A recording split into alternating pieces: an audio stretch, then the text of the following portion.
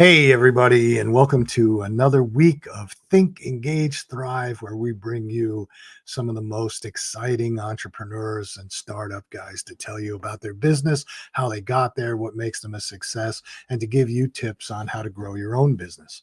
And tonight we have Corey Harlock, who is the founder of KeyHire Solutions. Now, when you think about it, and I was talking to him about this right before the show, a lot of startups, a lot of small companies, a lot of trying to scale, and they get to a point where the founder, the team think they can do everything, and they can't. And you need to have a team. You need to be able to build a team and to grow that business. And not everybody has that ability or understanding of how to put together a team, how to find the right people, how to make sure that you're handling it correctly, and all those pieces that go along with essentially the human resource plan. And I know that from my own experience of doing startups and my own experience of scaling companies, it was sort of a shoot from the hip. You found somebody that you liked and you hired them. But that may not be the right way to do it. And so Corey's got an entire business around this where he helps small businesses, entrepreneurs, medium-sized businesses, helping them scale and put together the right plan for hiring the right people to get you to where you want to be. So I think it's a good discussion. I think it'll be a good discussion for small businesses, entrepreneurs, for anybody who's listening, and understand sort of some of the keys to the human resource side of it. So let's bring Corey in and let's talk to him about what he does and how he does it and why he does it. Hi, Corey. How are you? Nice. Thanks for joining us tonight. Thanks for taking the time out. Yeah, it's my pleasure. Thanks. Yeah. I tried to do the intro as best I can and try and explain what you're doing and make it as inviting and exciting as I possibly can. But why don't you give us a little bit of a background in you, who you are, what you've done, and then expand on that into what you're doing today and how that's going to help people scale their businesses. Sure. My background is not very exciting. I'm a recovering hospitality guy. I worked in fine dining and boutique hotels in the Canadian Rockies for years. And that's actually where I met my wife 26 years ago. And I decided it was time to get out of hospitality. It's a young person's game. It takes a physical demand. And when I started thinking about how to get out of that, I identified three things I like to do. I thought, I could do marketing, I could do sales, and I could do recruiting. Those are three kind of big things that are involved in the hospitality world. So I sent out an email to everyone I knew saying, who knows anyone in these worlds? And somehow I got connected with a recruiting agency. I'm originally from Canada and I was in Calgary at the time.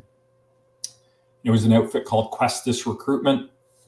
And I went in for an interview and the partner, Bob, said, we do hospitality recruiting here. I said, that's amazing. He said, none of us have ever worked in hospitality. And I said, well, great. Sounds like you need someone. So they brought me on and I built out their hospitality recruiting program and I worked with them for a couple of years. And then eventually I branched out and I built out Questus Hospitality Recruiting with the main partner from Questus, a guy named Morgan. And then I bought him out and I created the Hospitality Recruiting Network. And then my wife got promoted and we moved to Houston. So I closed the doors and I came down here. Then I ended up with Vistage down here. And I got kind of hoodwinked into a Vistage group. I had no idea what it was, but it was the best thing that ever happened. And through that grew KeyHire. And a lot of the people in that group helped me develop KeyHire. And the genesis for KeyHire was really around, I don't like the traditional recruiting model, the pay to play. I always say this and recruiters are going to hate me for it, but I've never heard this in an agency spoken one time. Let's go out there and make a difference in our clients' businesses today. They don't say that. They say close deals, bill. And I just didn't feel like I wanted to help. I wanted to do good for them. And I could see areas where I knew they needed help. Yeah. But when you come from an agency, the first thing on their mind is you're just trying to get an extra fee out of me. And I didn't like, it was almost felt adversarial at times. I didn't enjoy it. I didn't love it. So I created KeyHire. We work with businesses $5 to $25 million, and we do human capital start to finish, right? Beginning to end. And we can get into more what that looks like, but we don't do the pay to play. Our fees are right sized for small businesses, and we give them more than they need, and they can kind of a la carte pick and choose what they need from us, and they just pay the same for the duration of our agreement, and we can help them as much as possible. That's interesting. I didn't realize you were from Canada and in the hospitality industry. I grew up in the hospitality. I grew up in restaurants and hotels, and I always thought that was my path in life. Me that too. I was going to own a restaurant or own a. Me too. Yeah. And then you get old and you think, oh man, I gotta get some sleep and I'd like to have Christmas with the family one time, right? So your priorities change. Yeah. And I went to, when I was in college, I was down in Miami and I was working in hotels and restaurants down there. And that's when it dawned on me that I didn't want to do that the rest of my life, because I'm getting out of work. I'm going to school, but I'm working and I'm getting out of work at 1, 2 in the morning. And then, the lifestyle, you wind up sitting around having a couple of beers with the fellas. And then it's a really difficult lifestyle. And that's when I decided to get out of it. And I wound up doing something totally. I wound up still in food, but I wound up in food retail. I started working in my first business was a food retail store, but it's a whole different story. But yeah, it's interesting because it is a young person's game. Man, pounding the boards for 10, 12 hours a shift and cranking out mile after mile after mile, it takes a toll. Oh, it does take a toll. So is KeyHire focused on putting the team together, or is it sort of an outsourced human resource company? Because we had someone on here a while ago that had an outsourced human resource company where they took care of putting together, the hiring books and, your plans and took care of, even got involved with hiring and firing if you had problems. Anyway. It's a great question. And the distinction is KeyHire is everything around human capital and not human resources. So we don't do administrative stuff. We don't do the handbooks. We don't train people how to do benefits, that's not what we do. So what we want to do is we look at a business and just pick an example, but we look at a business and they might call me in and say, my operations can't keep pace. We're having a hard time in operations delivering. Our on-time deliveries are way behind.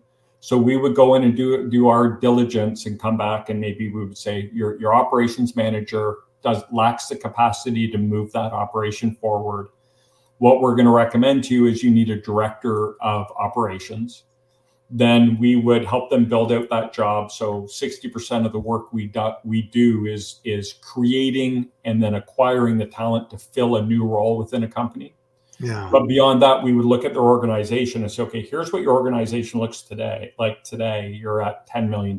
You want to get to 30. So here's what it looks like at 30. And here are the iterations that you're going to need to go through, because you can't make one hire and have an org chart or an accountability chart now that is prepared to do $30 million. So we walk them through that. So this is the first role we need to plug in. Here are the skills and experience and capacity we want to hire for. Here's how it plugs into your operational chart, your org chart. And here's how all the responsibilities are going to shift and change, especially for you, Mr. or Mrs. Business Owner, who's used to having their finger in every pie. We're going to put an expert in your business. So we should be able to remove you from that area of the business and allow you to focus on other areas. And they're going to have all these reports, right? Their span of control will include all of these neat people. And you shouldn't have to talk to them anymore, even though you want to and you love doing it, but that's what's eating up all your time. So we take them through those iterations of building that professional organization, but also talking to them about how it's going to change, how their behavior might need to change, what they should be expecting from these people. I'll give you a great example. I had a business owner and we were looking for a director of ops. And I said, we definitely need someone who has lean management. And he said, does that mean they work out? And I said, okay, well, let's talk about what lean management is, right? Because they really just had his head down in the business and it's been growing, and he's doing the best job he knows how to do, right? He's a great business owner working his tail off, but he just doesn't have time to understand maybe what are some of the skills or disciplines out there that would benefit his company. And that's our job, to come in and kind of show him that world and say, hey, here are some things, let's talk about these things. Or, you're running forklifts in here. You need someone with the safety background, because if you get hit with a forklift, people don't go home alive all the time if they get hit by a forklift, right? So this gets pretty serious. So maybe we need to get someone who's worked in a facility that's running multiple forklifts and has been a part of creating safety standards and procedures for that. There's just like a million things that are going on with the business that these business owners are working so hard to try to get their arms around and wrangle in and take and be in control of. I mean, something slips through all the time. And our job is to give them the talent and that expertise and the right person in there just to protect them and buffer them, but also help them push their business forward. I would say that it's probably very important for young companies to have that sort of service, because I know from my own experience, it would probably be beneficial to have an unbiased third party come in and evaluate the team. I look at the team different than you would look at the team. And I also have a little bit of a soft spot for people that have worked for me. I go, well, loyalty is a great thing though, Phil. There's Yeah. nothing wrong with loyalty, right? And those legacy employees and things like that. But you're right. Sometimes you need someone to come inside, and one of my favorite expressions is someone needs to come inside and tell you your baby's ugly every now and again, right? And hey, I get it. I understand why you're doing what you're doing. It all makes sense to this point, but this isn't going to get you here, right? So we need to break a few things, shift a few things, so we can create space for your growth. Yeah. I remember when I was in the skincare business, we owned a skincare brand early on, and we had a board member, this guy, Arnold, and he was a great guy, very knowledgeable guy. And we had a very small team, but we were doing a lot of different things because we were outsourcing a lot, and we were mostly focused on marketing it. We had a manufacturer who's also a partner, so we didn't have to worry about that as much. But I'll never forget, we had a meeting and he met all the team, and we were doing shopping channel business. We were doing e-commerce business. We were doing Amazon business. And he looked at me when we walked out of the meeting and he said, he pointed to a specific person. He said, that's your weak link. And I said, no, you don't know. You just met. You don't know, trust me. She's great at what she does and blah, blah, blah, blah. And then a month later, we had another meeting and he said, I'm telling you, that's your weak link. That's costing you money. And finally something happened and he was right. And I had to go to him and say, you're 100% right. But yeah, a hard decision. As a business owner, that's like the hardest decision you'll ever make, is looking at someone who has given you blood, sweat, and tears over the years and having to look at them and saying, I think our business has outgrown your abilities, and I thank you for everything you've done. I wouldn't be here without you, but I can't get there with you. Yeah. It's the word, bar none. I don't think there's a harder conversation a business owner could ever have. It's definitely a difficult,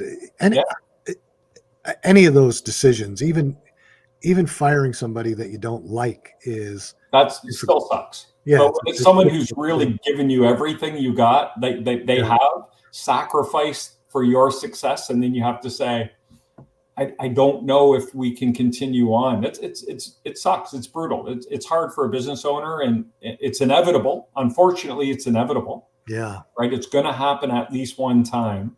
Yeah. Because that's how you build a business when you bootstrap. If don't have venture cap behind you and people pouring money into you, you bootstrap it. So what do? You hire your neighbor, you hire your neighbor's cousin, you hire your in-laws, right?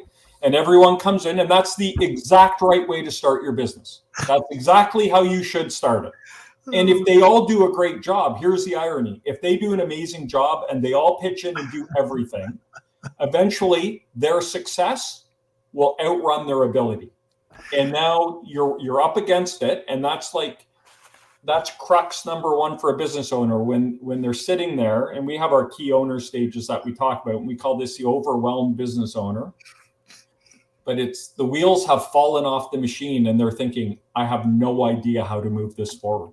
These are all good people and they're all great and they're loyal and they've been here for me and I trust them and I know they can do it, but they can't do it. So what do you do? I was laughing because I had started this shaving business and we were with your neighbor and your neighbor's cousin. We were bootstrapping it. It was even better than that.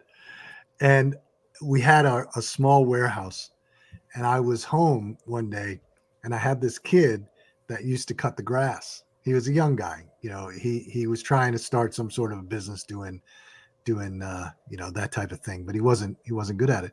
And I needed somebody in the warehouse. And I walked outside and I said, hey, do you really want to be doing this? I got another job for you. And I wound up hiring the guy who cut my lawn to start, helping in the warehouse, doing things. And he was a great guy. And then we wound up promoting him to a supervisor because we were running 2 shifts.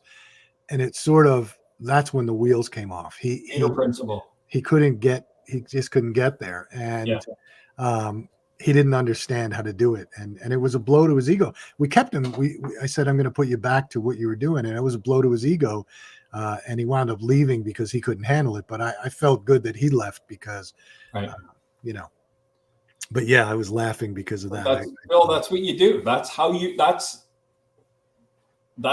start a business. Oh, sure. Right. Sure. No one starts a business and say, I'm going to go out and get a payroll of $1 million. And our primary focus is going to be creating scalable process and procedure. It's not how it works. I've seen people try and do that. I've seen people raise capital and somehow they've raised capital. And I've seen them put together all those pieces and try and build a team. And they had the backing because they got lucky and got somebody to back them with $10 million. And the whole thing just fell apart because they didn't even understand the business yet that they were in. And then trying to build that team and bringing on powerhouse people and paying them a lot of money. And the whole thing just fell apart. Bootstrappers don't have the backing, right? They're starting with what they have in their bank account and forecasting out, if this goes sideways, how long can I pay my rent or my mortgage or whatever it is? It's a huge responsibility they take on. Yeah, absolutely. Yeah, bootstrap. I love. America's built on bootstrap business. Oh yeah. Well, I think you have to do it, even if you can raise the capital. I never advocate spending it right away because until you've started, until you've gotten customers, until you've sold things to people and gotten feedback and understand what has to be changed, you can't possibly know what you have to do in your business. You just can't. Not in a startup. Yeah, I agree. Yeah. I mean, even look at the ones that did. I was reading this article this morning about what do you call it? Oh God. The ride sharing platform. Right. Yeah. Uber. And how they started and they were doing, I think their first couple of years, like by year 3 or 4, they did, $250 million in revenue and had $100 million loss. And the reason was because everybody was so excited about what the business was and what the potential was. VC money, essentially from Silicon Valley, they dumped a ton of money into it, and they had guys that were spending the money doing things, but it wasn't the right things. And it wasn't until the whole shakeup happened and the new guy came in and basically streamlined and now essentially bootstrapping the business to get it to where it needs to be. Not necessarily financially bootstrapping it, but mentally bootstrapping it. Yeah. Makes sense. Yeah, 100%. So you sort of mentioned that KeyHire, helps businesses define roles, recruit, things like that. Do you have sort of success stories that you've done with people or anything like that you can talk about? Yeah. So I just went through this amazing exercise, and we identify what we call our 5 key owner stages, or our KOS. And there's lots of Harvard graphs and there's a Greener's model curve that explain the stages of business. They don't really tell you how to get in or out of those stages, but they tell you where you're messing up, and if you do it right, where you go next. Yeah. So we did these key owner stages, which are really, we're looking at the business owner mindset. And so the first one is what we call the overwhelmed owner. And just to give you a quick synopsis of what each of these are, right? I referred earlier to, that's when the wheels have fallen off the machine. He's scratching they're scratching their head thinking, I have no idea what to do.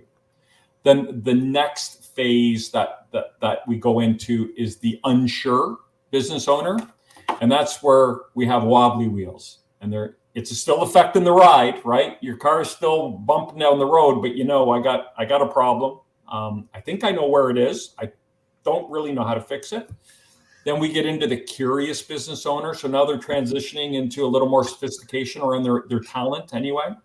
And we call these the squeaky wheels. So the car's running fine, but there's annoying noise, and you can point to it and say, that tire is making a funny noise. I'm unsure about how to fix it. I don't know what my options are, but I know I have a problem right there. My right front tire is squeaking, right? Yeah. Then we move into the growing business owner. And these are the business owners, we say, where they're putting high profile performance tires on their vehicle now. We're understanding the needs from a talent and capacity standpoint, and we're looking for that talent that's going to drive us. And it's like high performance automobile at this time. And then from the growing, we have the strategic owner. And the strategic owner, we're just putting tires on the machine because it's going so fast down the road. And they're saying, I know exactly what I need. Just get them in here. Let's start rolling. Let's start getting the talent through the door.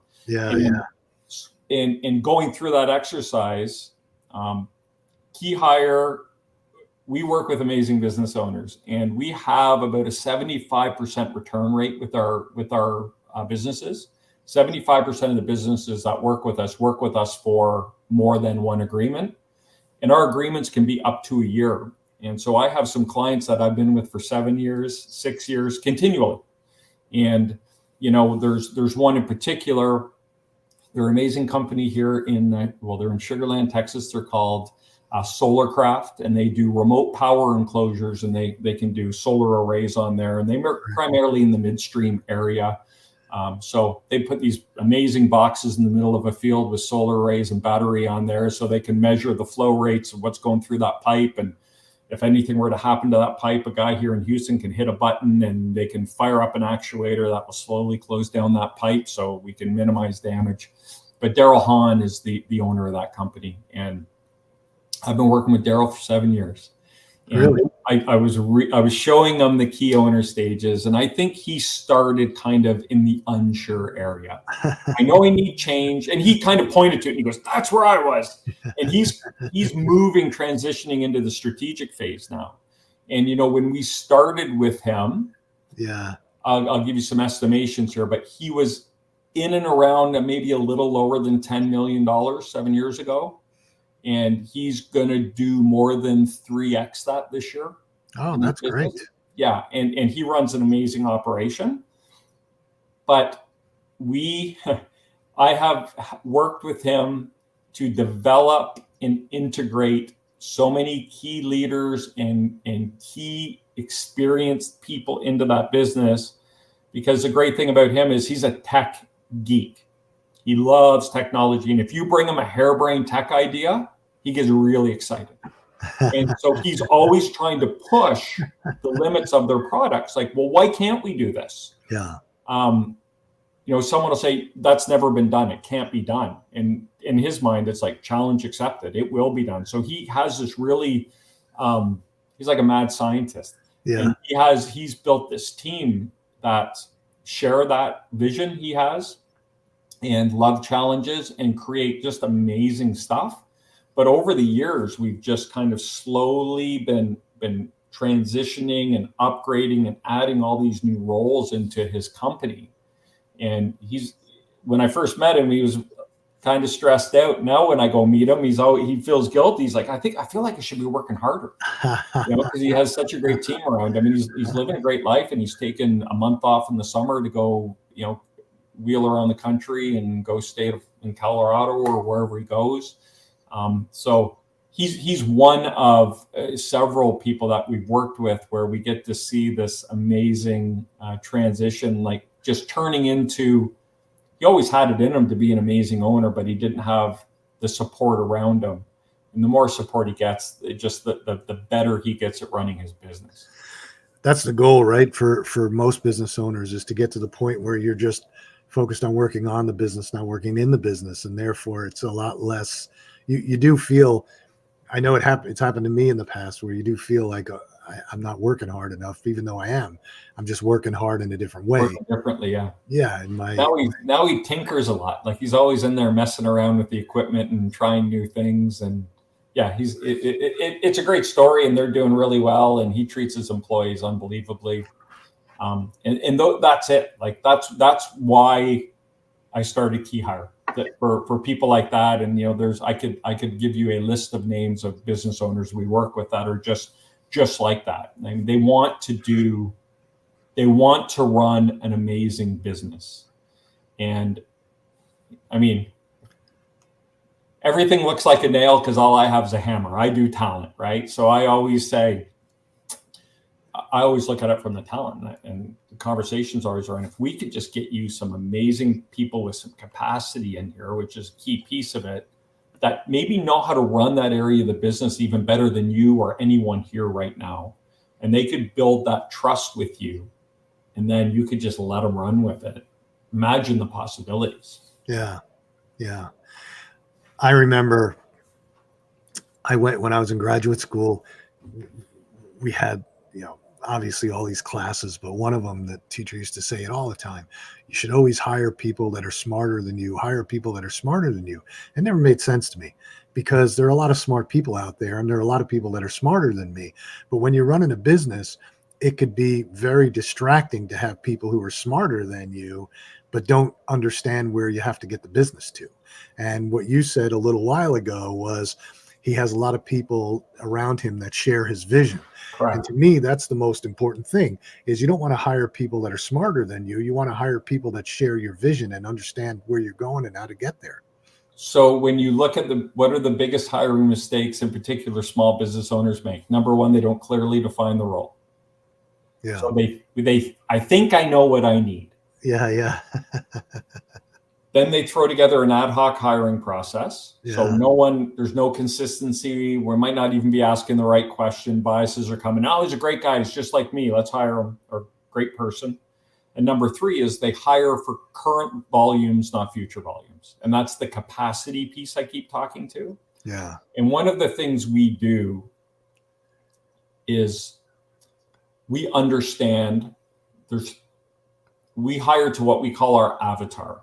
And our avatar is a two-dimensional, it's a sheet of paper, one sheet, but it is the launching pad for everything we do, because that one sheet is the culmination of 8, 10, 12, 16 hours of diligence we do. Yeah. And that sheet is broken into 3 categories. Number one is culture. We always want to find people that match the culture. Oh, yeah. And number 2 is experience. Do they have the experience we need? And that's where we also consult with our owners and say, hey, here's some experience to consider. Yeah. In our diligence, we noticed you're missing, and I'll go back to no one in your operation has any Lean or Six Sigma training or 5S training. So I think we need to highlight that and get some of that in there. And then the third and most important piece is capacity. And the way I explain capacity is this. We're not, and I tell people this all the time because we specialize at bringing in horsepower, right? We want to add horsepower to your operation. We don't want to bring in the 9.9 electric motor to keep you buzzing along. We want to give you intellectual horsepower. So we don't hire people to run your $10 million a year business. We hire people to run your $50 million a year business, currently doing 10. And when you frame it like that, and it changes the way you ask questions and what you look for. And yeah, this is great. I get you could run this, but how would you change it? What deficiencies do you see? What are my constraints?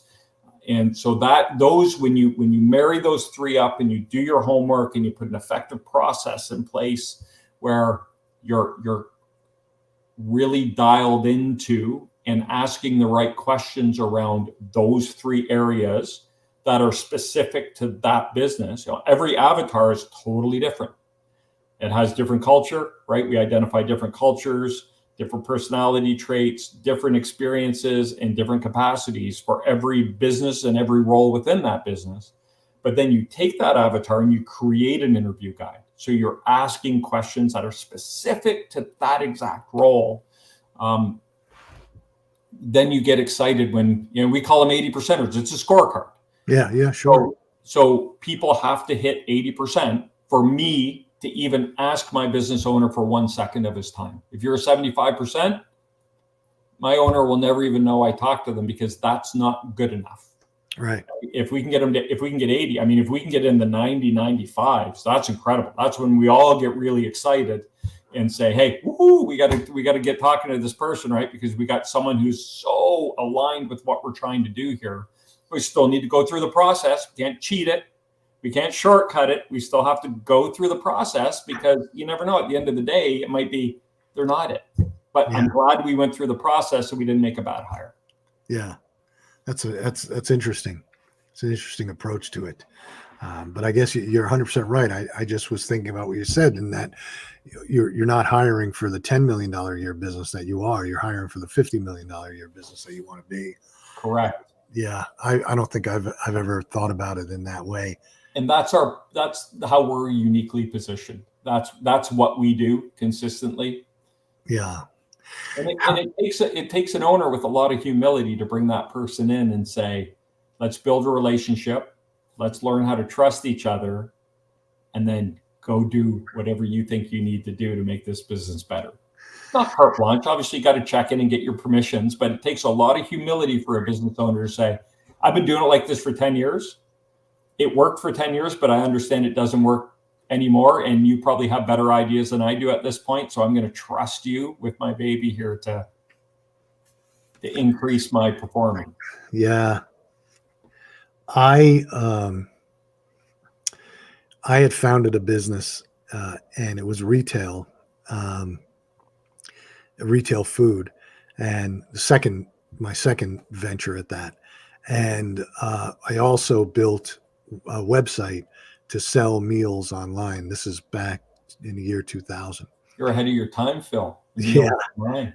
And and it was interesting because we got a lot of attention in the press, and we did $1 million in the first year. And, it was interesting. The retail stores were, different. They were profitable, and they were small stores, urban areas, Washington, D.C. But we got bought by a supermarket chain. And the supermarket chain was owned by this sort of, not really a venture group, but they owned several different businesses. The supermarket chain was one of them, but they weren't 5-year guys. They were in it for the long haul. They owned the businesses for like 30, 40 years. And so the guy, they had come to us and they said, we want to buy this. We don't understand anything about these websites, and we want to integrate this into the supermarket business because we want to build a home delivery and blah, blah, blah. I said, okay. And then the CEO of the parent company sat me down and he said,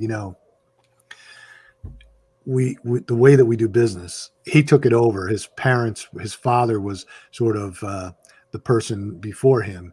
He had taken it over. He was a young guy, and he came out of, they had a manufacturing arm for another business, and he came out of that. So he was very focused on process and measurement and things like that. And he said, this supermarket chain, we're underperformers. The average supermarket chain in the country is making 2.4% net operating profit, and we're making 1.2. And things have to change. And guys like you, I want to bring in that are change agents. And I said, yeah, okay. And so I had to, they bought the company, and part of the deal was I had to go and do a 2-year stint. Sure. And I started to do things that were different. And the reaction and this was a multi-billion-dollar supermarket chain, the reaction from everywhere from the president on down to the lowest admin were just outraged at some of the things I was doing. And it was, and I called up the CEO. I was like, I don't think I fit in very well here, man. I'm doing what you're asking me to do, but I'll tell you what, let's just end the deal. You got what you wanted. You bought the company. I'll just go back home and finish what I was doing before. And he's like, no, no, no, no, no. And it was really brutal for about 6 months. And he used to call me every week, and he would ask me what I thought. And I was honest with him. I'd say, I don't know how this business operates. You have people making decisions, shouldn't be making decisions. I said, look, I'm not a grocery guy, but I can tell you about how business should run. Anyway, I got in trouble, for example, in a meeting because I wore a pink shirt, button-down shirt, not a pressed white shirt. Oh, okay, yeah. I said, well, what difference does it make what shirt I wear? We're talking about numbers, and I'm telling you what I see as a problem, and you're focused on the color of my shirt. I think you have a problem. And that was to the president of the company, and I was just over it. I just wanted them to fire me, because if they fired me, they'd have to pay me for the 2 years. Anyway, you earn it. Yeah. So, and the guy, one day there was this big blowout. I said something, and everybody, the senior management team, just lost it over me. And I went back to my office. I said, that's it. I told my admin, that's it. I'm going. I'm packing my stuff up. I'm not doing this anymore. It's ridiculous. And he called, the phone rings, and it was the CEO. And he says, don't you go anywhere. I'll be on my way over. And evidently, while he knew he had problems, and he had people that were doing evaluations, and he was getting feedback from me, but meanwhile, he's devising a plan. He walked in the next day and just fired the entire senior management team and brought in an entirely new senior management team that he had been, talking to, that were veteran grocery guys that knew what they wanted, knew what they were going to do. It was amazing. I never saw anything like it. And he got together everybody and just laid it out, and store managers and district managers, and basically said, here's what we're going to do. You're either here or you're not. It's up to you. If you guys don't want to change, that's fine. You go, don't change somewhere else. But if you're going to be here, you're going to have to change your way of thinking, or we'll bring people in. And he transitioned that company very, very quickly. So you see that a lot with second generation owners. Yeah. Because they watch how their parents do it, and their parents run a good, honest business, but because they're young and they see different things and have different experiences. By the time they take the reins, they have so many ways and things they want to do to improve that business. And they can get out over their skis a bit. And now the business is way busier than it used to be. Maybe didn't have a strategic plan around human capital or hiring in there. And you're asking all these legacy employees to embrace this change and work hard and do extra. And now we're doing this too. And now I'm going to add to your duties. It can get a little chaotic. You get a little overwhelmed, right? That's where we go back to that overwhelmed manager. They take it over. They have an instant impact. And now we're out of our comfort zone. And it can be a challenge. And then you start bringing people in with the idea to change. I always say, everyone says they're totally cool with change until you ask them to change. As long as it's everyone else, I'm cool. Oh, me? No, that's not good. I've been doing it like this for 20 years. I don't think I need to change. Yeah. That's where you kind of run into those problems. And so it's the story you tell is interesting, because he was second generation, correct? Third generation, actually. Yeah. So the next generation always comes in and wants to, I don't want to say they want to put their stamp on it, but they have some usually pretty good ideas about how to grow a business. And the biggest thing standing in front of them is the legacy workforce that is loyal to the person they're replacing. Yeah. Unbeknownst to everybody, he was actually working with this change agent person who was over time evaluating things, and they had put together a plan, and they had been interviewing people and hiring people, and they had this whole plan, and he never let on until that day. But he knew, and he was 100% right. He had a weak senior management team. They were promoted because of longevity, not because of their skill set. And he did not want that. He wanted people who could perform. He saw that the business was just stagnant. It was, everybody was happy if it made, 1.2% net operating profit. And, he felt like the generation before him had just just lost interest in the business. Right. And so he saw these opportunities, and he was 100% right.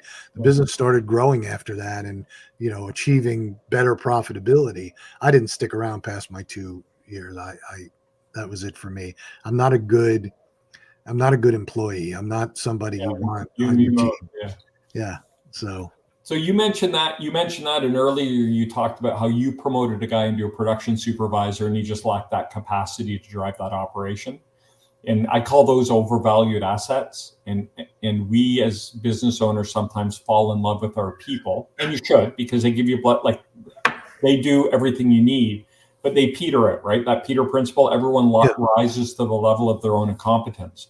But the problem is they show up on time and they're responsible, so you make them a supervisor.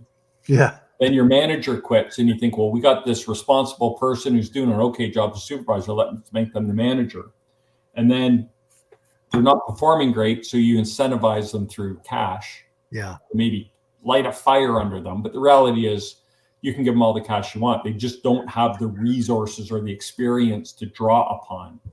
And so what will happen is you will end up with someone in a leadership role who is a below average performer, making way above average salary. And that's where I call it an overvalued asset. And what I challenge a business owner to do is say, okay, let's look at this person and let's put them in the marketplace. If they went to your competitor and their competitor looked at their experience, what would they offer them? Yeah. And sometimes it's like 2/3. It could be 3/4, but it's never the same. They're always overvalued in that company because they've been there 20 years and they've got their increases, and then they may have gotten an extra bump because they work extra hard and they saved you a couple of times. And now you have these people that are low experience, low capacity, high earner, high payroll cost. And a business owner, one of my favorite things to do to business owners is redefine what good looks like. And if we do our job well and we define a role for their company and we put someone in there, my prediction is always to them, in about 3 months, you're going to call me back and say, yeah, I need to upgrade so-and-so. Remember the person said, that's your weak performer, that's your rate earlier? Yeah. I do that as well. I'll say, I think you got a little weakness there. And they'll say, I don't think so. Yeah. But then when we put in a professional in that organization, they'll call me back and say, yeah, I need you to come in. And that's where they go from that unsure, overwhelmed owner to the curious now. They're thinking now they're looking, they hear that squeaky wheel and they think, I know where the problem is. I want to understand what my options are. And that's where they call me back. And they're like, could you do that with that role too? And we're like, we probably could, but also we want to talk about that exit plan because we're dealing with human beings here and we don't want to throw people into the street and be ungrateful for the hard work they've given us. But that's kind of what happens. And I'll ask them flat out, I'll say, now that we put so-and-so into your business, have you changed your definition of what a good leader looks like? And almost always they will say, absolutely. I had no idea people like that were out there and could come and work for us. And I'm like, that's what we do though. Yeah. Like we will go out there and tell your story. And we deal in the good, the bad, and the ugly. I want people to start the relationship on the right foot. And there's nothing worse than telling a version of the truth to someone to get them in the door. And then on day one, they're like, oh man, you lied to me. That's not what's going on here. So we need to tell the right story. And every job is perfect for someone. My job is to find that someone, right? It's to define what that job is and then find the person that loves that job. Yeah. And I spend more time talking people out of jobs than I do into jobs because people will say, well, that sounds fun. I'm like, yeah, that's not the right answer. It's not fun. Or if you say, hey, does this opportunity sound exciting? And they say, well, I think so. It's not the opportunity for you, right? You're generally going into a cleanup, right, where you're going to be, it's hard slugging. And if you think it might be fun or, well, maybe, yeah, I think I could do that. It's not it. You want the person that says, oh man, that's why I get up in the morning, a chance to improve an operation and raise the level of the performance of the people and implement process. That's what I want to do. Now we're talking. And so when you see those business owners get those people in the that they hit the boards running, and then they go, oh wow, hold on now, something's different here. And now they want to upgrade. They start assessing whether they know they are or not, because they're comparing. Well, so-and-so's over there doing all this, and I asked you if you could get me this done by the end of the day, and you told me you're too busy. I don't really know what you do. So they start assessing, and then they get curious, and they start thinking, well, how else can I improve my business? Yeah. It's a quandary. I mean, the whole human capital part of a business, and I'm guilty of it. I tend to get stuck with people that I like because I hired them and they did this in the early days, and now we're getting bigger and I elevated them, even though I can see that they're not doing as great of a job. And I go, all right, well, we'll fix it, but sometimes that's not wrong. That's how you do it until you get to that critical point where, you think, okay, now we have a problem. Yeah. But being loyal to those people that are with you, that's just how you grow small business. There's no right or wrong way. I would never look at a business owner and say, what were you thinking? You should have never promoted. I get it. You were in a spot where you needed someone and they were there and they put up their hand and said, I will go to war for you. And you said, great, let's do this. That's the right decision. And there's a million different scenarios that play out. And I honestly believe these business owners are trying to make the right decision for them, for the people, and their business. Yeah. But sometimes the circumstances around that put pressure in different areas, or they haven't had someone like me or you to come in and kind of have a conversation with them to think about it differently, because they're just worried about opening the doors tomorrow. Yeah. We got this big order, we got to get out, so I need someone in here. Yeah. That's small business. Like that's what happens, and it's not right or wrong. It just is what it is. And I would never look at a business owner and say, like, that was a bad decision. I get it. I know why you made it. If you had to do it again tomorrow, you might think about it differently, but I understand why you did it at the time. And it wasn't the wrong thing to do, right? It was just what you had to do. Yeah, I'm faced with that issue right now, actually, in business. I have somebody that I know that they're holding me back, and I have to cut ties. But it's gut wrenching. It's no fun. It is. I don't envy your position at all. It sucks. I've been through it enough times. I know how to do it. But yeah, it's still never fun, Phil. It's still never easy. It's still never fun. It's a crappy. Never fun, never easy. No one opens a business because they love to hire and fire people, right? They do it because they had a passion or something. And then one of the unintended consequences is you get this shitty deal called human resources, where you got to hire people and you got to terminate people. And that's not why everyone starts a business. Yeah, no, nobody says, hey, I want to fire somebody today. Yeah. If they do, then you probably don't want to be working for them anyway. Yeah, this is the truth. Yeah. We're about out of time, so we have to wrap it up. But any closing thoughts on this whole concept that we're talking about, especially for small businesses that are growing, guys that want to scale? Any closing thoughts on the whole concept? So I'll give you three, and they're kind of all tied together. So we look at the three biggest mistakes business owners make: they don't define the role, they have an ad hoc hiring process, and they hire for current needs. So if you break it down, when you start to hire for a new role, look at three categories. Look at your culture. Who is it? And talk to your best people, your best people and ask them, why are you successful here? What do you like about our environment? What do you like about the way you're managed that enable you to do your job? Because you always want to hire to clone your best people. If you have someone in your business who you don't trust or doesn't do a great job, don't ask them. It doesn't matter. Go to your best people. Yeah. So get your culture nailed down and kind of find those personality traits, those key traits you need in a person that to be successful in your business. And it could be anything. There's no right or wrong. It's what's right for your business. Secondly, identify the key pieces of experience you need for success in that role. And you might need to go outside to your network to ask and say, hey, I'm thinking about hiring a new insert title, director of sales, director of ops, controller, key engineer, whatever it is, and say, what are the pieces of experience that you or you've hired for this role, like you thought after the fact, wow, I'm glad they brought that to the table. And just make a short list of 6 or 8. And it's not like can lift stuff heavier than I don't care about that stuff. I want key experience, lean management, 5S, electronics, can use Adobe to create a wiring schematic, whatever is key to that role. Yeah.